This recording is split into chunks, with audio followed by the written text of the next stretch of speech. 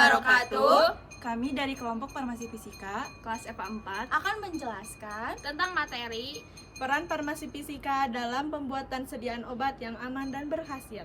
Selamat menonton.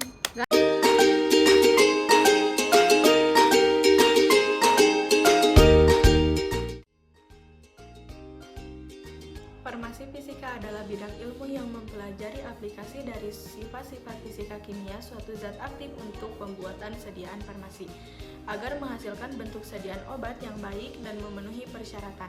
Banyak hal yang mempengaruhi pelepasan zat aktif dari bentuk sediaannya, misalnya pelepasan obat dari sediaan tablet konvensional tergantung pada kekerasan, porositas, dan sifat permukaan tablet yang akan memfasilitasi masuknya air ke dalam tablet sehingga tablet bisa pecah.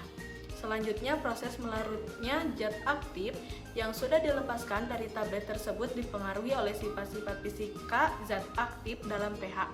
Suatu zat aktif farmasi harus mempunyai kelarutan dan laju disolusi yang baik, karena umumnya obat baru dapat diabsorpsi dalam bentuk terlarut.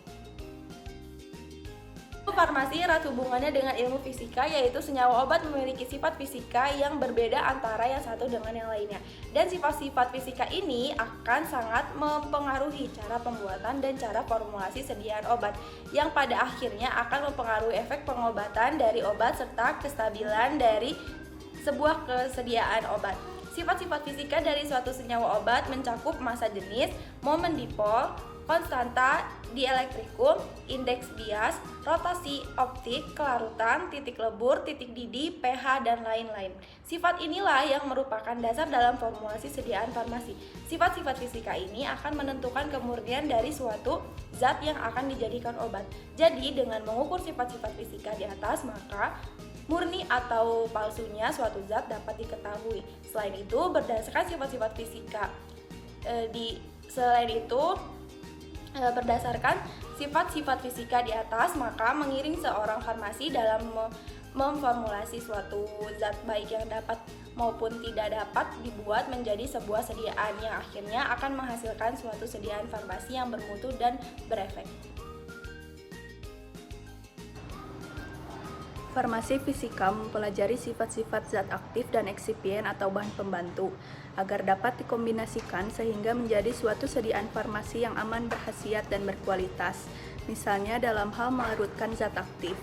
Jika senyawa obat tidak memiliki sifat kelarutan yang baik, maka farmasi fisika mempelajari bagaimana senyawa tersebut dibantu kelarutannya.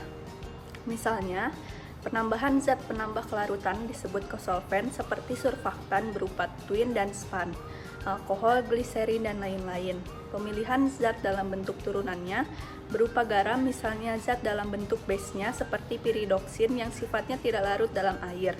Untuk membantu kelarutannya dalam air, maka dipilih bentuk garam yang itu piridoksin HCl yang sifatnya mudah larut dalam air. Kelarutan dibantu dengan adanya reaksi komplesometri, misalnya zat iodium 2 tidak dapat larut air, namun dengan penambahan kalium iodida Ki maka akan terjadi reaksi kompleks sehingga ion iodium dapat larut dalam air. Selain itu, senyawa tersebut dapat diformulasi dalam bentuk sediaan yang diperuntukkan bagi zat-zat yang tidak dapat larut, yaitu berupa sediaan suspensi.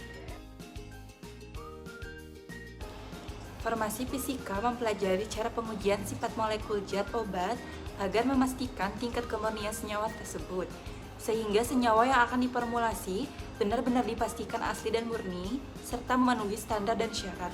Pengujian tersebut meliputi pengukuran indeks bias menggunakan refraktometer, rotasi optik dengan menggunakan polarimeter, massa jenis dengan menggunakan piknometer, viskositas cairan dengan menggunakan viskometer, dan lain-lain.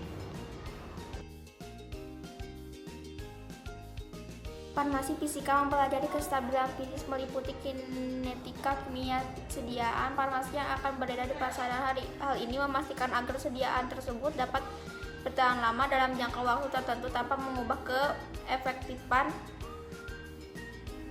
efek zat tersebut.